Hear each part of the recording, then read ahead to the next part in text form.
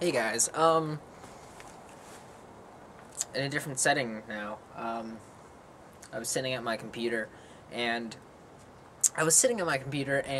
just on the internet listening to film junk in the background, and I was about to fall asleep when suddenly, and as you know, my desk is right next to a giant window. If you've seen any of my webcam videos, which is like 80% of my DVD Fiends videos, because I get very lazy and forget until the last minute and do my DVD Fiends videos. But, yeah. So, I was sitting by my computer, and I was about to fall asleep listening. No, I was watching an episode of The Office. It was after that I turned on Film Drunk Podcast and said, hey, I'm going to make a video. But the beam of light woke me up, and it was I just felt heat strike my face. Strike my face, what the fuck? But strike my face, and I was thinking, you know what? It's too nice outside to sit on my ass and blog about movies. So what's a better recreational sport than just standing around in front of a camera talking about movies? So, yeah. I'm out here. So, anyway, I thought I might as well change it up a bit. I attended a film festival over the weekend, and I might as well talk about some of the films that showed there. It was a short film festival, and it was actually had some decent stuff playing there, some non-decent stuff playing there. So anyway, yeah, talk about the movies that showed there, all short films. So anyway, talk about three short films that showed there. So anyway, yeah, it was only 4 films that showed, but yeah, anyway. The first one that showed there was something called Hunter's Moon, and it was interesting. It was very well done, had really good production value, and it was pretty cool. Starts out, this guy takes, spoiler alert, by the way, look these up if you want, but guy takes his girlfriend, and I'm guessing he's an assassin, and he throws her onto the ground, makes her get on her knees, and pulls out a gun, and is like, hey, okay, I know you've been fucking around behind my back. I'm going to put, what was it, he has like 6 chambers in the gun, is about to shoot her, makes her answer 6 questions. If she lies, gets a bullet in the head, so makes her tell the truth, and in the end, he's about to shoot her.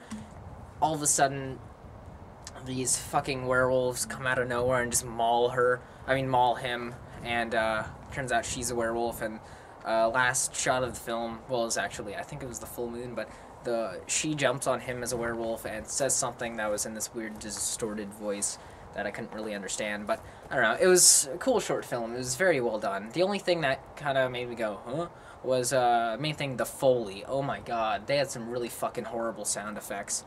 Oh, fuck.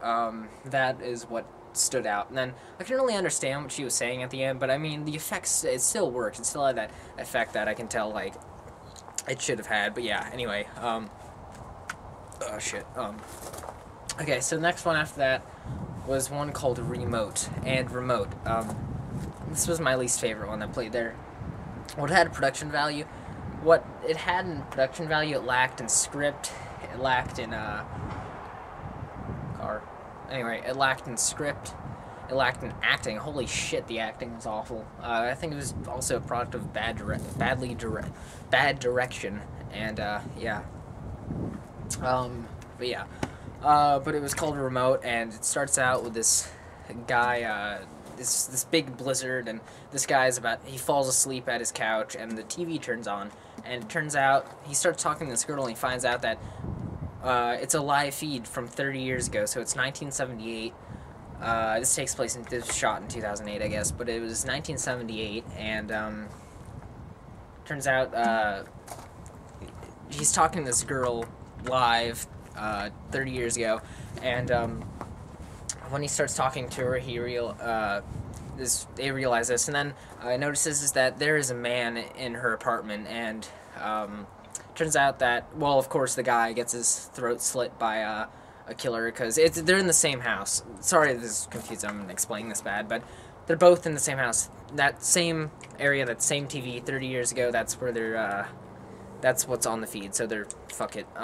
This isn't making any sense, is it? Anyway, pretty much, the killer has come back to that house, because it's 30-year anniversary of when he killed that girl, and he's trying to convince himself 30 years ago not to kill the girl, so it was fucking terrible. The script was horrible, and it could have been a cool concept, but it was just so badly executed. It had some good cinematography and had some good just production value, but fuck, the story is everything.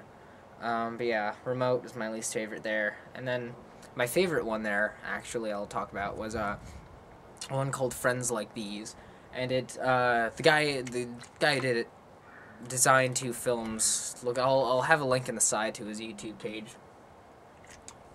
Directed by Alex Sweardlow, and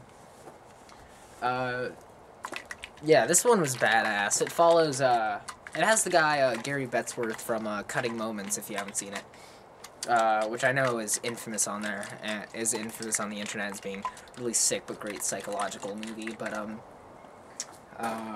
anyway. Yeah, Cutting Moments. I mean, Friends Like These, it follows him, he's playing this dorky guy who's, has a date with a girl, and, it's awesome. Shit, how can I explain this? He gets bit, pretty much. Well, he didn't get bit. His dog's been bit by a raccoon, and, oh, fuck, I just spoiled it. No, I didn't spoil it. Anyway, he's getting ready for a date, and you keep seeing through the dog's point of view, everything starts turning green and all that shit, and, vision gets blurred, and this is from the dog's point of view. He keeps switching back to normal and goes back to the POV of the dog, and, he's, like, getting ready for it, and, I'm gonna have to spoil these, because they're short films, but anyway, the girl comes in, and she finds that there's nothing there. She doesn't see a response in, like, any part of the house. She's, like, walking around until she sees the, couch, and she sees Gary's hand, hanging off of, the couch, and she goes over and sees him mauled up, like, with his throat ripped up, and, dog kills her. So, pretty much rabid dog that got bit by a rabid raccoon. So, anyway, that was the best one there, and it was well done. It was very well directed, very, the acting is great, of course, the talent in that is amazing. Let's see what was it? Of course, it had some good blood. It's one of those ones that cuts the end credits, and it's just like, that was pretty badass. It's well edited, just really well done. So, anyway, yeah, that was my Fiends review. I'm not gonna have any clips because short film, so anyway. Yeah. Time to go back inside and sit on my ass again, so. Peace.